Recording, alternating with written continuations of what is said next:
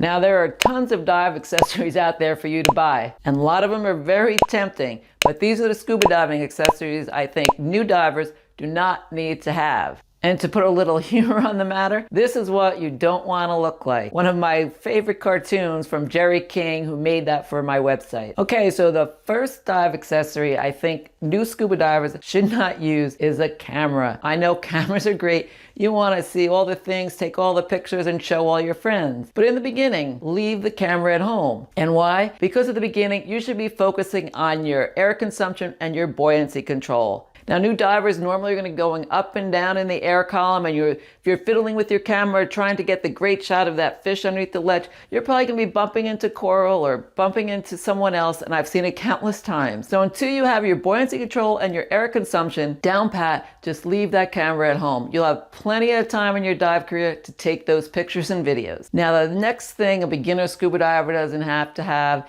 is one of those commando style knives. You know which one I'm talking about. They come on and they're just strapped to the lower leg, and you could kill, I don't know, great white with that thing. Now, of course, there's a place for a cutting tool in all diving. But in the beginning, depending on where you are diving, I'm really thinking of the Caribbean, where I mostly go diving, warm water diving, where you're not likely to run into a lot of fishing line, or you're not diving in a kelp forest. You're there with the dive master dive group, just having a nice calm dive. You don't need that huge knife to do what? Probably nothing with it. So you don't need to look like Rambo on that dive. And the next thing you can leave at home is gloves. Now, I'm talking about warm water diving, like I said, in the Caribbean. You're not an advanced dry suit diver, what have you. And in fact, in many spots, gloves are forbidden because it just makes you that much more likely to touch something that you're not supposed to touch. And when you advance to diving that require gloves, of course, go ahead. But in the beginning, gloves are not a necessity. And another thing I think you can leave at home is that noisy rattle. It's great to get someone's attention. Maybe it's just my pet peeve, but a lot of times I continue to hear that. I don't know if they don't put it back right or what have you. But a noisemaker is a great accessory to have, and I have one. I have one of those tank bangers I put on the tank, but it's just like one flip and it's gone. But if you think you can control that noise underwater, then go ahead, get one of those rattles, but just be aware of the noise you're making down there. Now, I may get some heat on this one, but what I think you can leave at home in the beginning of your dive career is a reel. Now, I do think you should have an SMB, a surface marker buoy, but in the beginning, you're not going to be familiar with the reel. And especially if you're not doing drift diving, the chances of you having to deploy an SMB from underwater is very slim. Because as a beginner, if you do deploy that, you're going to be so involved with what's going on with that reel, if you are not an expert in using that you're probably going to be going up in the water column and not even realizing it. So by all means, do take an SMB with you, but I really do think you can leave that reel at home in the beginning of your dive career. And another thing I don't think beginner scuba divers needs is a personal locator beacon.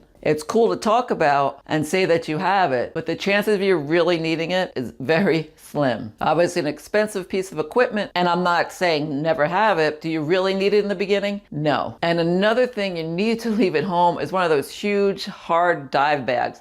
You don't want to bring that on the boat because the space is limited. There's going to be no room for it, and you're just going to inconvenience the rest of the boat. As I talk about in some of my other videos, you can have like a mesh bag with all your stuff in it, or a small soft-sided bag to contain all your equipment. But leave those hard, huge bags that you maybe brought on the plane, leave them in the hotel room and use that smaller bag on the boat. And another scuba accessory, which I think new divers can do without, is one of the top of the end, like the James Bond type dive computers that tells you everything you ever wanted to know, and maybe what you had for breakfast too. Yes, you need a dive computer, but you don't need the one that tells you everything, because you're not going to be diving that way in the beginning. Your basic dive computer, even mid-range, whatever, will tell you more than enough and tell you what you need to know. Wait until you get diving some more, you know what type of diving you're going to do, what type of diving you're comfortable, and then you're going to know what bells and whistles you're going to need on that computer. And at that point, then you can trade up. But you don't need to go out and spend $5,000 on a dive computer when you first start diving. And another scuba accessory, which I don't think new divers need, is a spare air. And of course, I may get heat on this one too. But as a new diver, and obviously something can happen at any point, you should be very cognizant of your air consumption. Be looking at those gauges all the time. If you're getting low on air, as we discussed in other videos, you signal a dive master and you prepare to end that dive. But as an absolute necessity, when you first start your diving career,